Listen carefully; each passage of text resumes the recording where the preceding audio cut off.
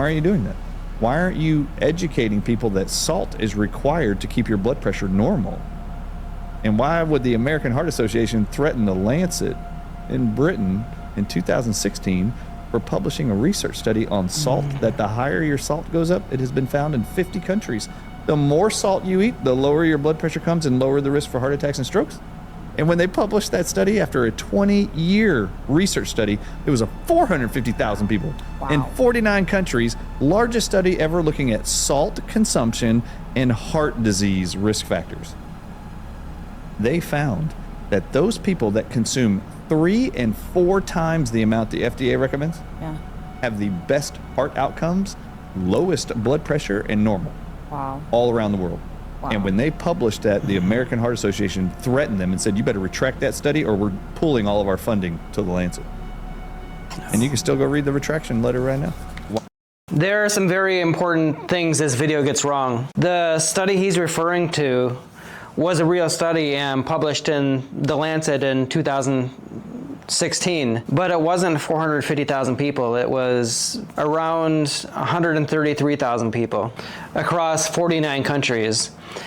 And it didn't prove that the more salt you eat, the lower your blood pressure. The findings were considerably more nuanced, particularly around low versus moderate sodium intake. The American Heart Association strongly criticized the methodology, but I haven't found any credible evidence that they threatened the Lancet or threatened to pull funding unless the study was retracted. And from what I could find, they don't even fund the Lancet anyways.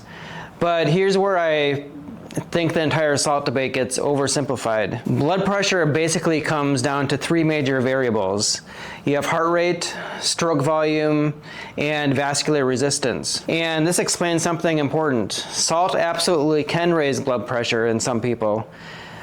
Imagine someone who has already high vascular resistance because their endothelium is dysfunctional. Their arteries are stiff, their microcirculation is impaired, or small vessels aren't dilating properly. Maybe their kidneys aren't also efficiently excreting sodium and water. Now increase their circulating volume, you're pushing more blood through the vascular system. That's already offering too much resistance. Of course the blood pressure can rise, but that doesn't mean sodium itself explains why that vascular resistance was elevated in the first place.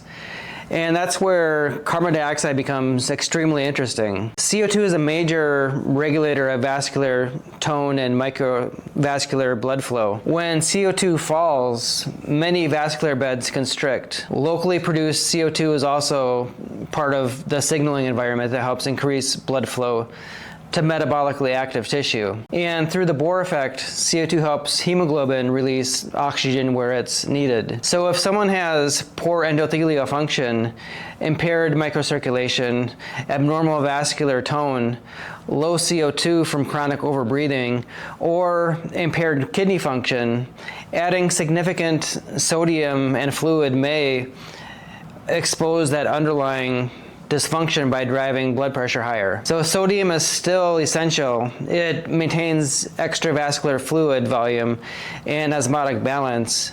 That's why when someone needs significant IV fluid replacement, hospitals don't inject pure water into their bloodstream. They commonly use electrolyte containing fluids such as saline or balanced crystalloids. So no, I'm not saying everyone should eat unlimited salt. I'm saying hypertension is much more complicated than salt equals high blood pressure. Maybe instead of only asking how much salt someone eats, we should be asking, as a much more interesting question, why can't their cardiovascular system handle normal changes in blood volume without their blood pressure becoming elevated?